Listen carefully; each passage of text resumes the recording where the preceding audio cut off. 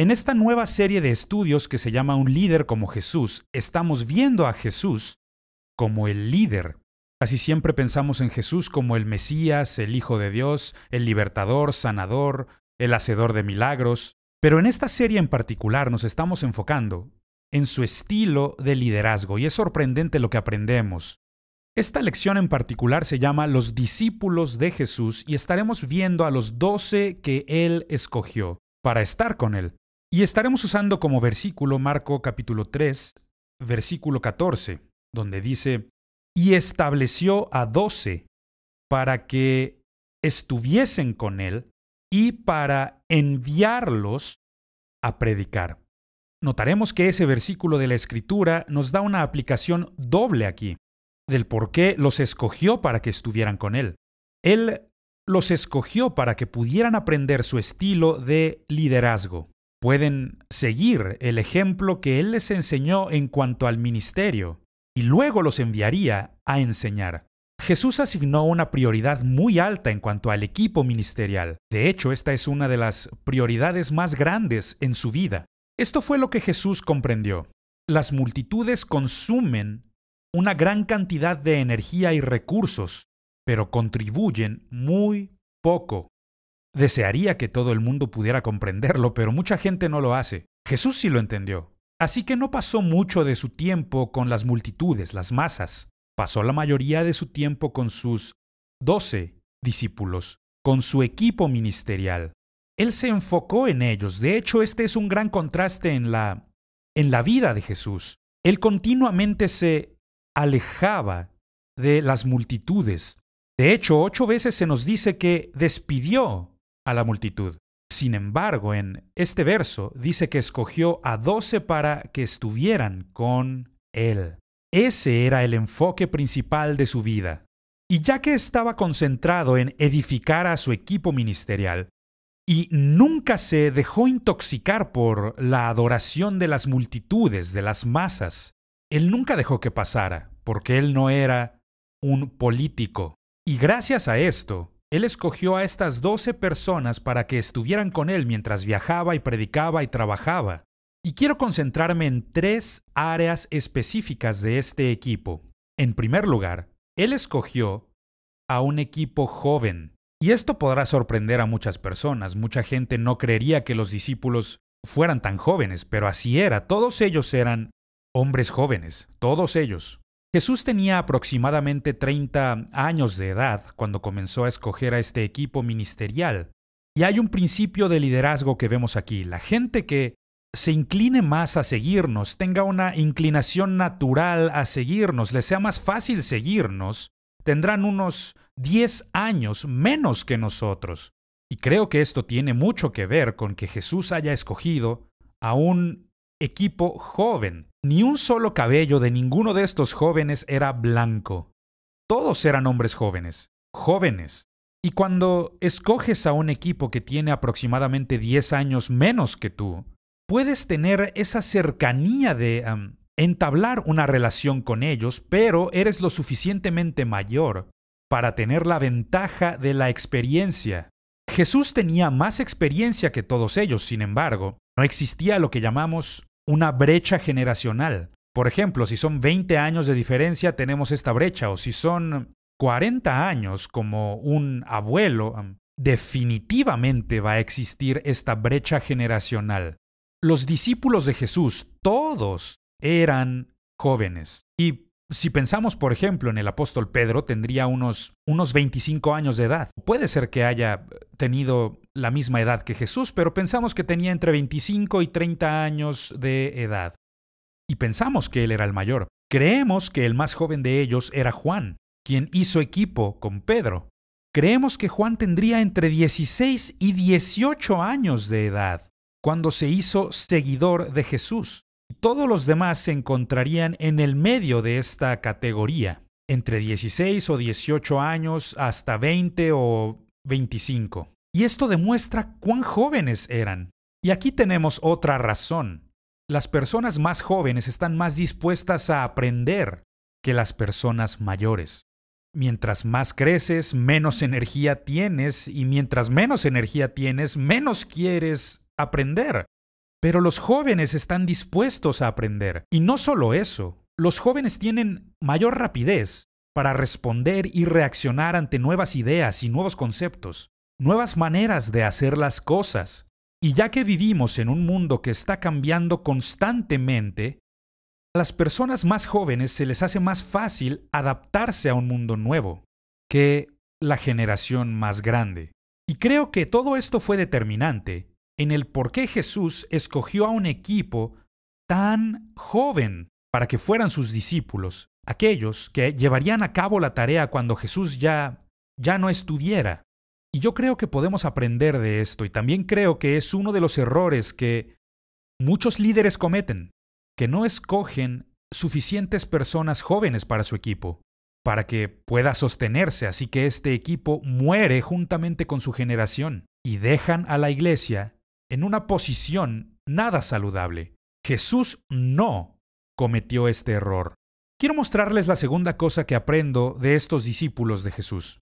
Jesús escogió a un muy diverso grupo de gente. Este grupo de gente venía de toda clase de trasfondos, no solamente de distintas profesiones u oficios, sino que también venían de una diversidad de lugares y todos ellos formaban parte de Galilea, pero ninguno de ellos, con excepción de los hermanos Jacobo y Juan, ya sabes, los hijos de Zebedeo, Jacobo y Juan, también Pedro y Andrés, todos ellos venían de la misma región, venían de Capernaum y eran pescadores, pero la mayoría eran diversos, estaban dispersos por la región.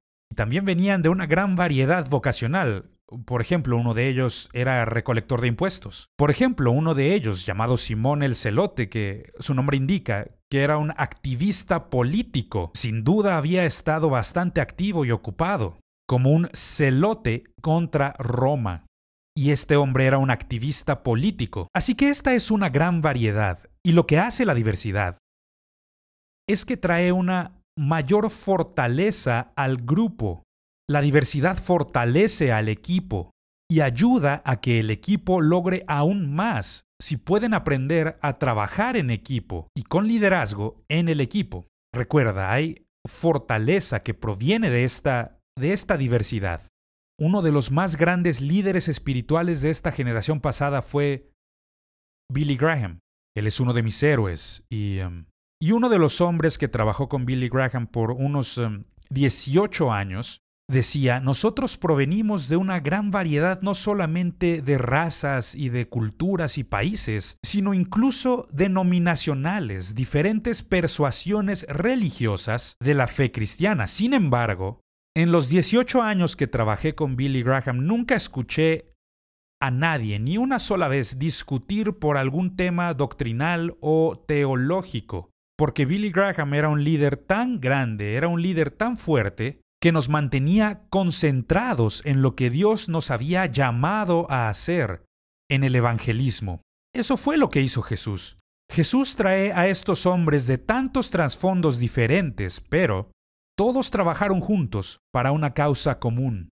Trabajaban juntos, enfocados en cumplir con el propósito en la vida de Cristo, y esto lo estudiaremos en una lección posterior. Pero esta es una de las debilidades de muchas iglesias. Todos somos muy parecidos, todos nos vemos iguales, pensamos igual, hablamos igual, incluso sonamos igual. Y como todos pensamos igual y decimos las mismas cosas, creemos que esta es la mejor manera de hacer las cosas. La verdad es que no tenemos suficiente diversidad.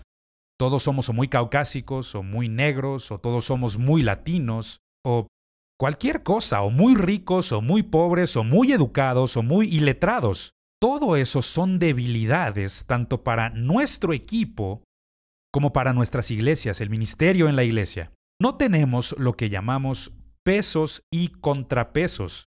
Jesús no cometió este error. Él tenía una gran variedad de gente, de una gran variedad de trasfondos, para que el equipo pudiera verse fortalecido. Y creo que esta es una excelente pregunta que todos nosotros deberíamos hacernos. ¿Por qué razón Jesús no escogió a ninguna mujer para formar parte de su equipo ministerial? En primer lugar, necesito decir que Jesús sí escogió mujeres que pudieran servirle, pero no formaban parte de los 12.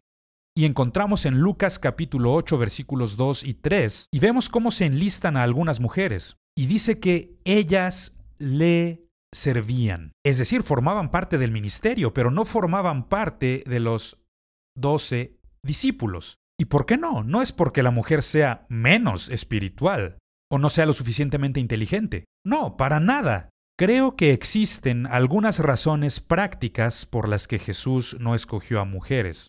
Primero, hubiera hecho el viajar algo más difícil. Para que los hombres y mujeres viajen juntos en este tipo de equipos que no están casados, y lo hubiera dificultado todo. Y también existe el problema cultural. La cultura es un lenguaje en sí misma y en esta cultura en particular los hombres no hablaban con las mujeres a menos que fuera en una situación muy apropiada, es decir, que la mujer se encuentra acompañada de su cónyuge. No podían hablar con las mujeres, no podían decirles absolutamente nada porque se consideraba mala educación. Pero creo que hay una pregunta que lo resuelve todo. Y esta pregunta sencillamente es: ¿qué es lo que pensaríamos de un joven soltero viajando con mujeres? Seguramente no serían pensamientos buenos o saludables. ¿Qué es lo que diríamos? Oh, ya sabemos qué es lo que diríamos. Inmediatamente estaríamos abriendo la boca y diciendo las cosas equivocadas y estaríamos haciendo preguntas incorrectas. ¿Por qué están haciendo las cosas así? Esto no es apropiado. La Biblia nos da un principio que nos dice: eviten la apariencia del mal. No tiene necesariamente que ser mal, pero si aparenta ser algo malo, estas son las cosas que debemos tratar de evitar. Y yo creo que esta es una de las principales razones por las que Jesús no escogió a ninguna mujer para que formara parte de los 12 discípulos de su equipo ministerial. La tercera cosa que quisiera mencionar es que Jesús escogió a un equipo que era muy devoto. Un equipo devoto. Y para estudiar esto quisiera analizar 3 áreas diferentes. En primer lugar, tenían un hambre espiritual. Cada uno de estos jóvenes había vivido con la anticipación. El Mesías ya viene. Juan el Bautista dijo, antes que Jesús comenzara su ministerio estuvo Juan el Bautista.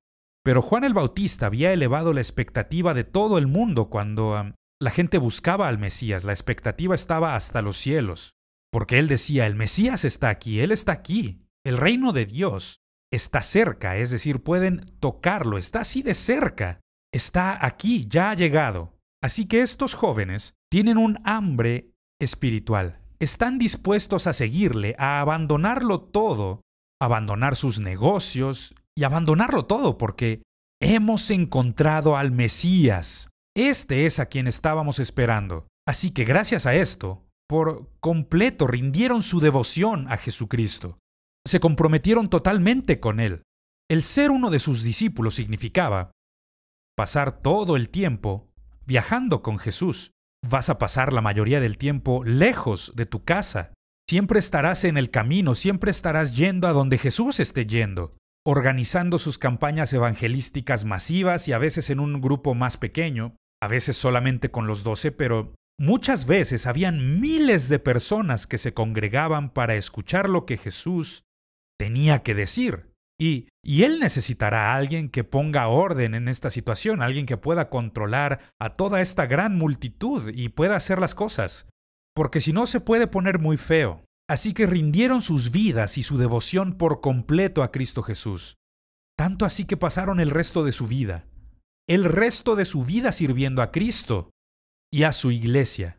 Esto me indica que escogió a los hombres correctos. Escogió gente que era dedicada, gente que era muy devota, gente que había considerado bien el costo y que había rendido todo para seguir a este Mesías. Yo creo que esta es una de las cosas que debemos buscar. Cuando estamos buscando personas que puedan estar con nosotros en el ministerio ayudándonos, una de las primeras cosas que hay que buscar no es el carisma, sino carácter. ¿Cómo es su devoción por Cristo? ¿En verdad se han rendido por completo a Jesús? ¿Al Mesías? ¿Están dispuestos a pagar el precio para seguirle? Estos jóvenes lo hicieron y le siguieron por el resto de sus vidas. ¡Qué equipo tan devoto! Otra cosa que he notado de este grupo de jóvenes es que eran moralmente puros.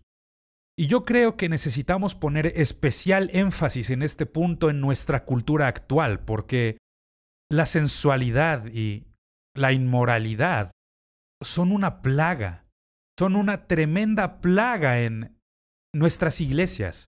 Y el resultado final es terrible, es terrible. Es decir, destruye no solamente matrimonios, sino familias, los niños, las generaciones futuras. Le he dicho esto a mi esposa un sinnúmero de veces. El mayor regalo que tanto mis padres como sus padres nos dieron fue que permanecieron comprometidos el uno con el otro hasta el final de sus vidas. Y lo que esto me indicó fue, si ellos pudieron, yo también puedo. La palabra divorcio no se encuentra en nuestro vocabulario, esa palabra no se utiliza en la casa. No hablamos sobre esto. ¿Por qué? Porque estamos comprometidos el uno con el otro. Ahora, estos discípulos originales, como ya dijimos, eran bastante jóvenes.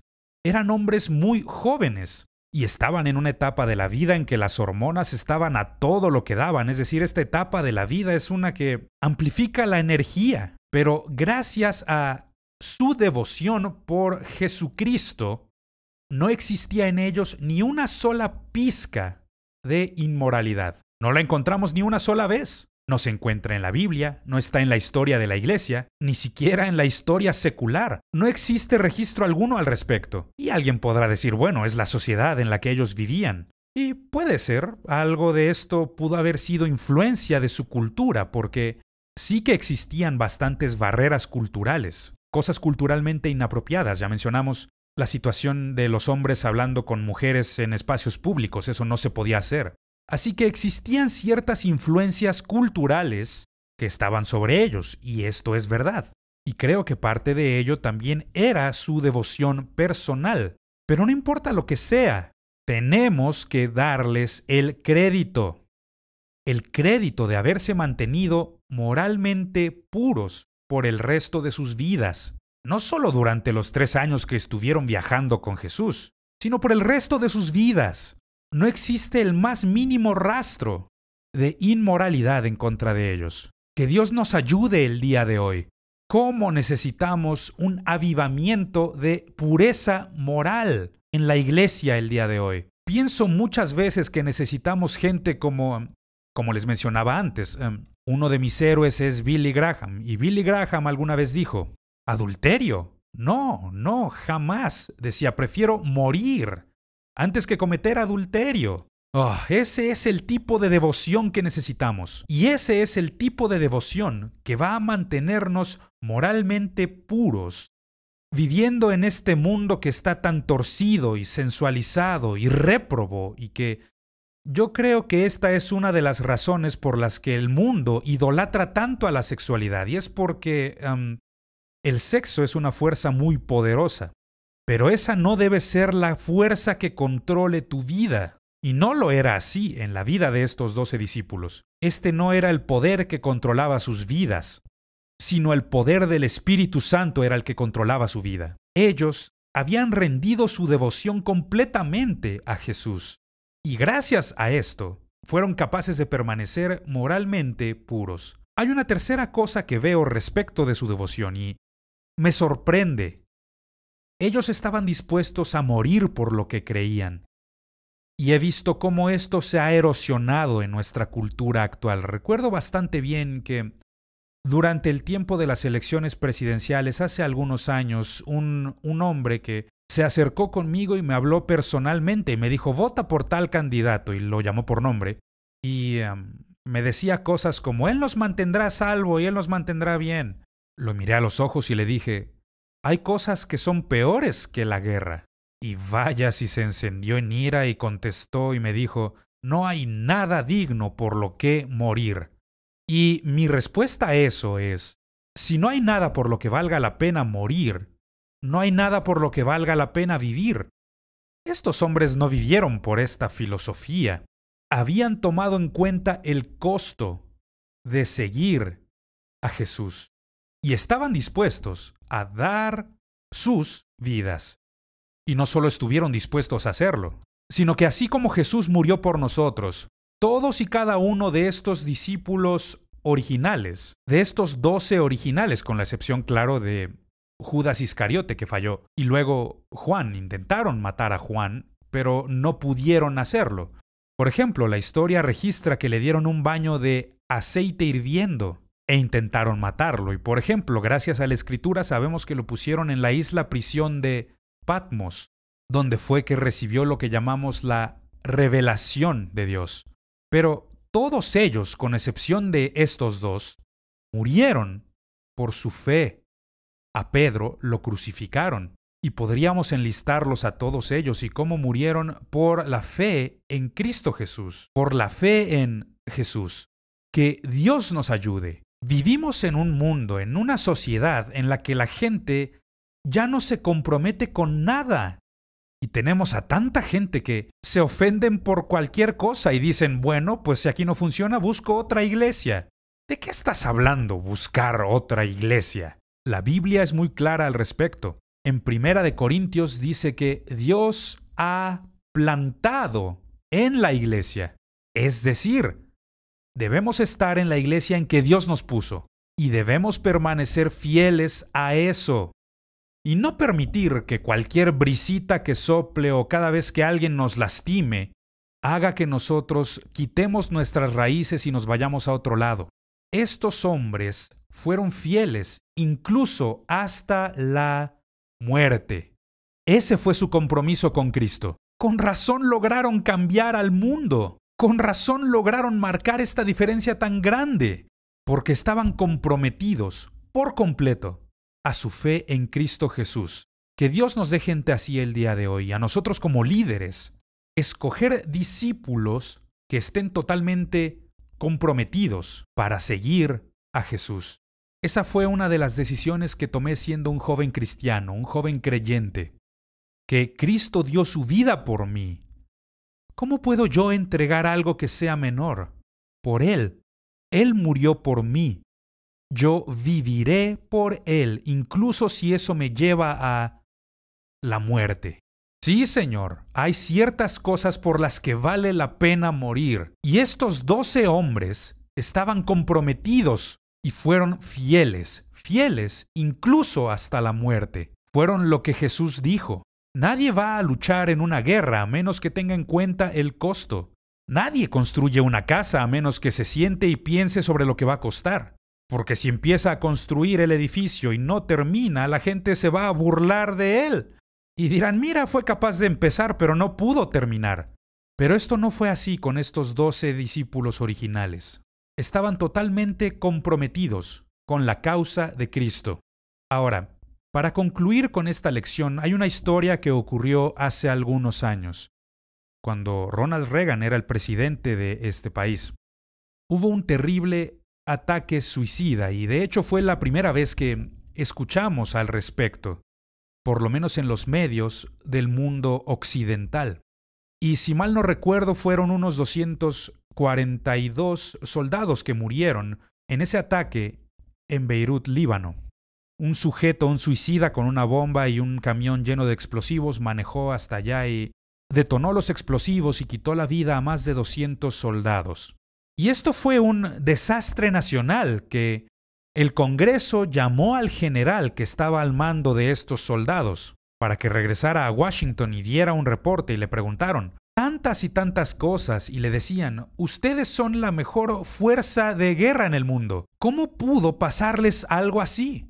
¿Cómo pudo tomar lugar algo tan desastroso?